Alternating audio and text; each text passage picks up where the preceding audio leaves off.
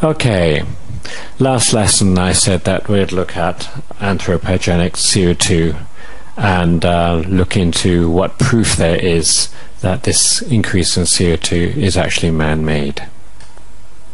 This map of the USA shows where CO2 is being emitted.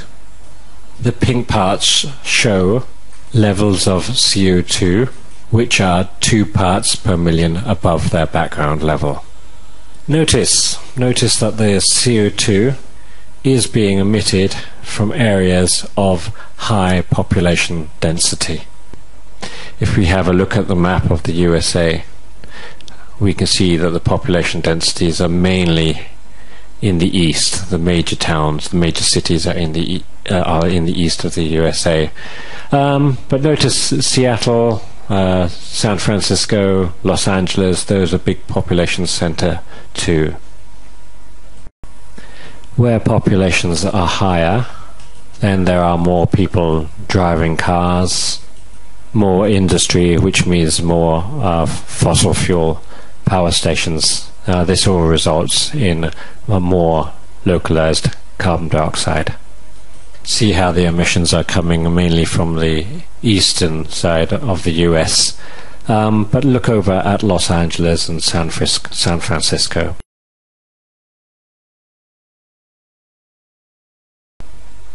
This is a picture of the USA at night time.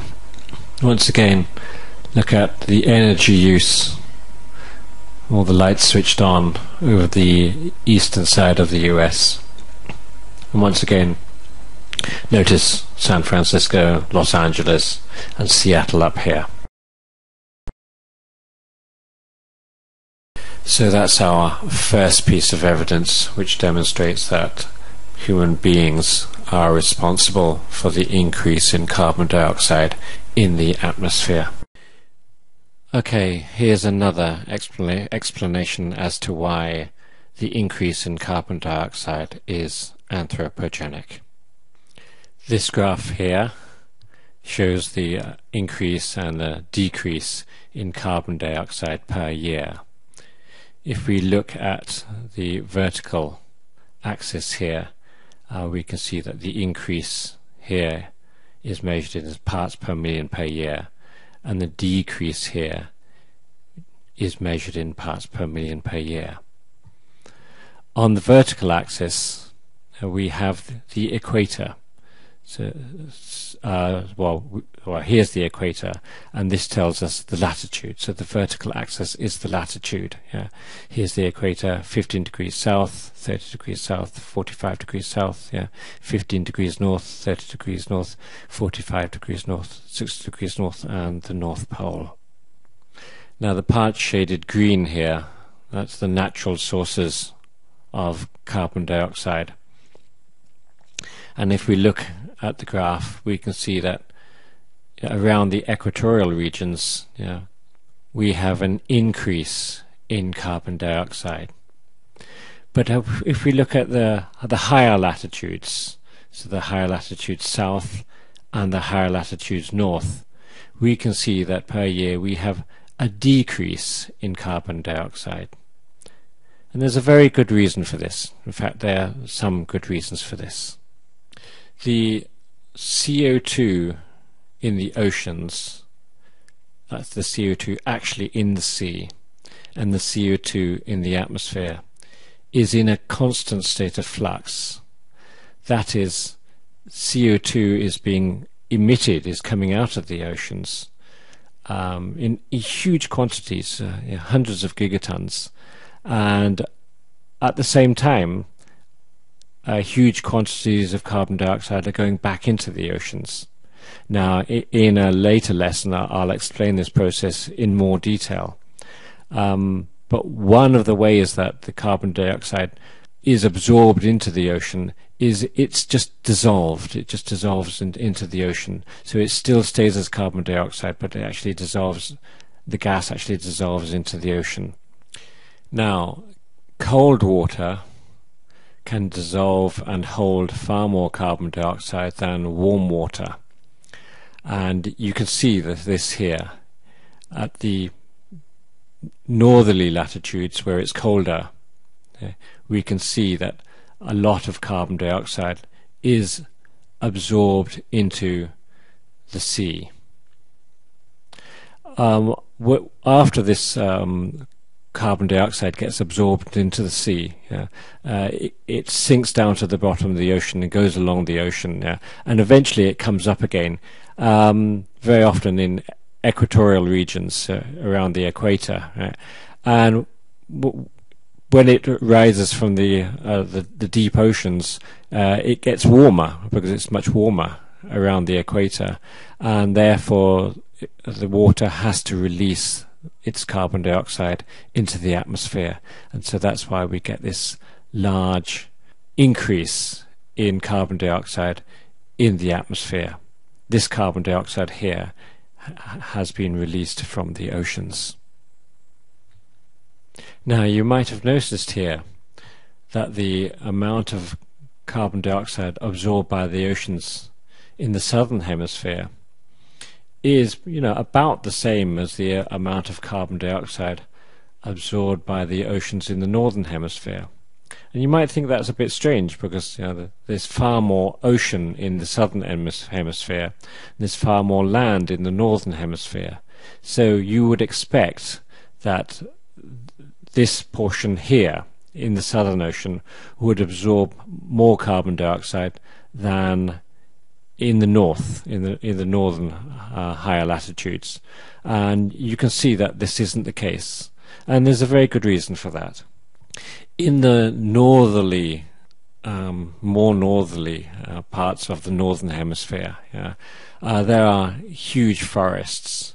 And during the spring and during the summertime, these forests grow, leaves grow, branches grow, the actual trees grow, and during this growth, huge amounts of carbon dioxide are being taken up by the trees. Huge amounts of carbon dioxide are being absorbed by the trees, so that the plants can actually grow. What happens in winter, though, is that even though many of these trees, they lose their leaves, etc., in winter, and of course the trees are dying all the time, but during this winter period, the area gets covered in snow, and so because it's very, very cold and the leaves get trapped under the snow, the leaves don't decay very well because the bacteria which eat the leaves, they don't really operate very well in cold weather. So these bacteria are very slow at decomposing the dead trees or the leaves which fall down during the winter time, because of the snow. So in fact, what's happening then, if you look all the year round, during the springtime and the summertime, we get a lot of carbon absorbed by the trees, but in the wintertime, this carbon isn't released again because even though the leaves, a lot of the leaves from the trees fall to the ground is covered in snow, and the bacteria aren't so efficient at making the leaves decay, and so overall there's a net absorption of carbon dioxide in the northern hemisphere. And that's why the southern hemisphere absorption rate of carbon dioxide is about the same size as the northern hemisphere carbon absorption rate.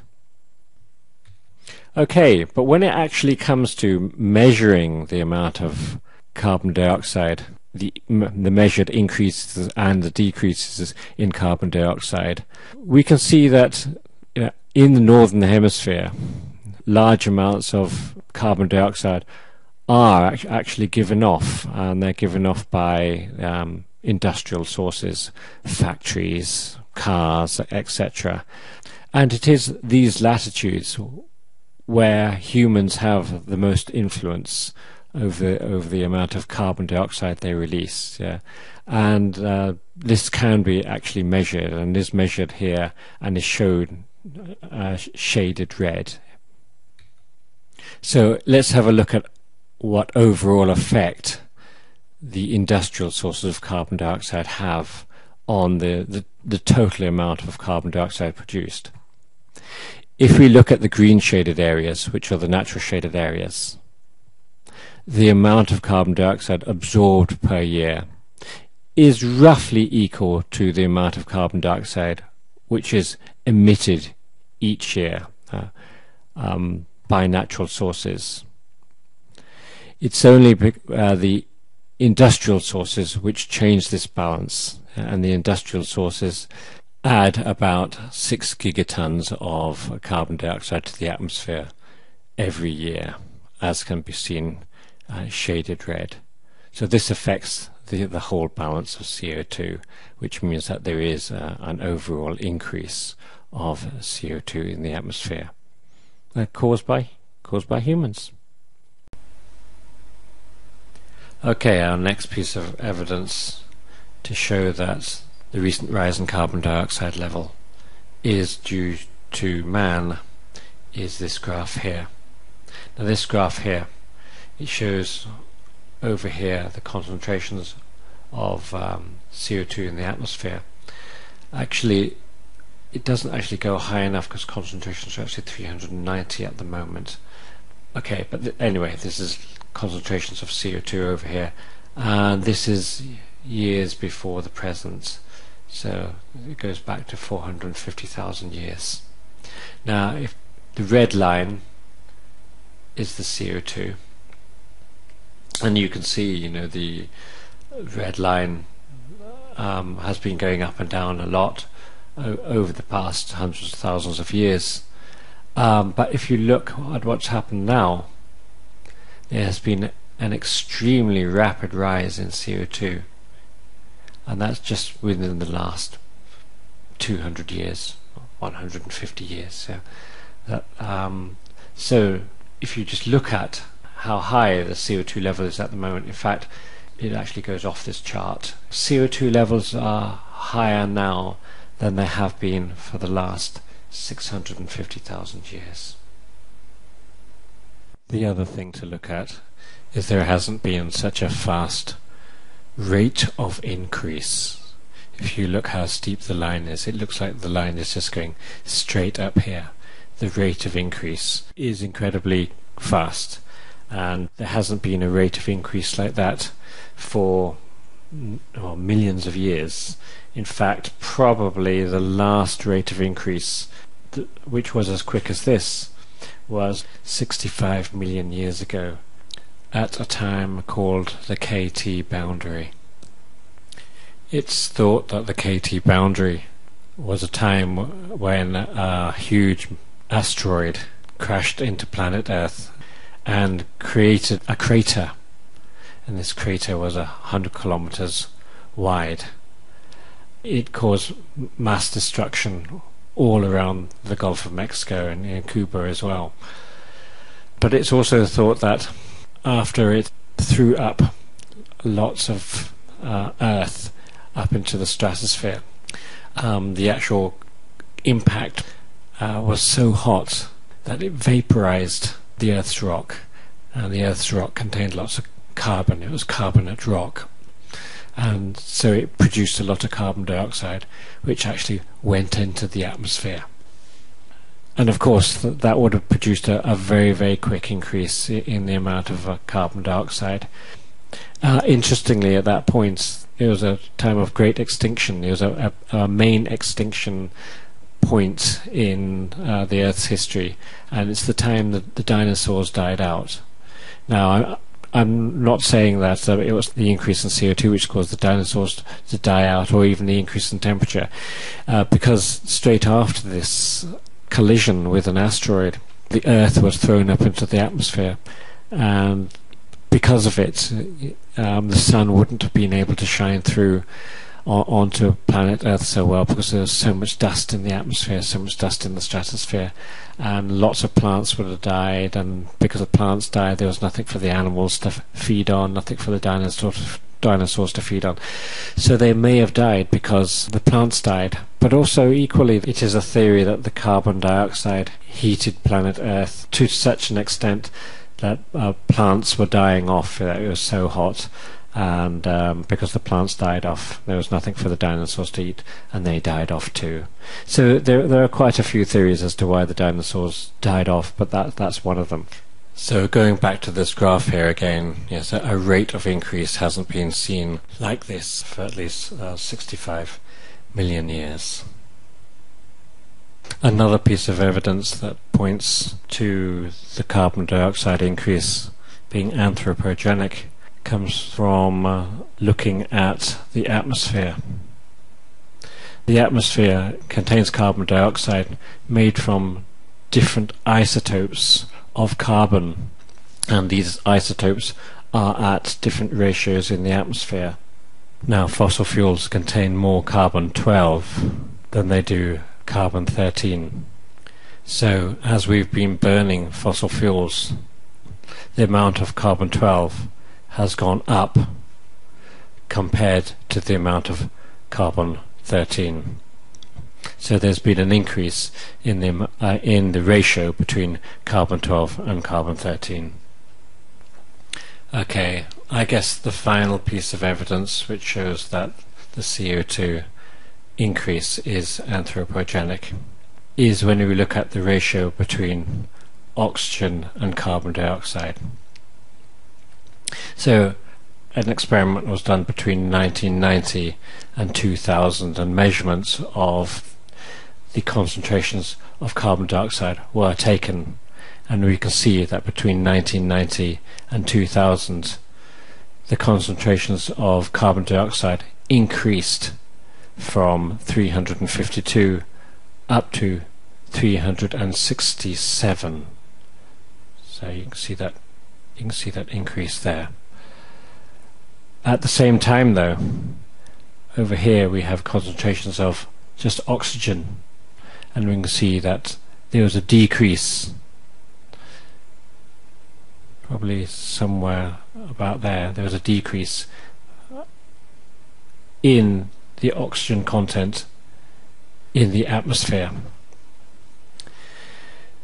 Now the reason for this is that when we burn fossil fuels, the carbon in the fossil fuels reacts with the oxygen. So the oxygen has to come from somewhere. So of course the oxygen comes from the atmosphere. So that means there must be a reduction in the oxygen in the atmosphere so that the oxygen molecule can join with the carbon molecule. Okay, so I think that's probably enough proof to show that the carbon dioxide is anthropogenic.